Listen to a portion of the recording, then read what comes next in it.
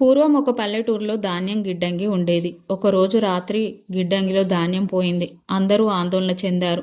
ఊరి వాళ్ళు అనుమానంతో పిల్లిని పిలిచి ఈ ధాన్యం ఎవరు తిన్నారు అని అడిగారు.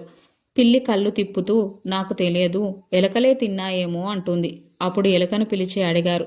ఎలక వణుకుతూ పిల్లిని చూపిస్తూ నిలబడ్డది. అక్కడ జరిగేది చూసి అందులో ఉన్న పెద్దాయన నవ్వుతూ పిల్లికి ఎలక సాక్ష్యం పెట్టడమా, న్యాయం ఎక్కడ ఉంటుంది? అప్పటి పిల్లికి ఎలక సాక్ష్యం అనే మాట సామెత అయింది. తప్పు చేసిన వాడికి అతనికి అనుకూలమైన వాడే సాక్ష్యంగా నిలబడితే అది నిజం కాదు, నాటకం. న్యాయం జరగాలంటే సాక్షి నిష్పక్షపాతంగా ఉండాలి. మనలో కూడా చాలా మంది స్నేహం పేరుతో, బంధాల పేరుతో తప్పులను కప్పిపుచ్చుతారు. అధికారులకు దగ్గర వాళ్లే సాక్షులు, నిజం తెలిసినా మౌనంగా ఉంటారు. నిజం పక్కన నిలబడడానికి ధైర్యం కావాలి. బలవంతుడికి అనుకూలంగా ఉండడం సులభం, కానీ న్యాయం వైపు నిలబడడం గొప్పతనం.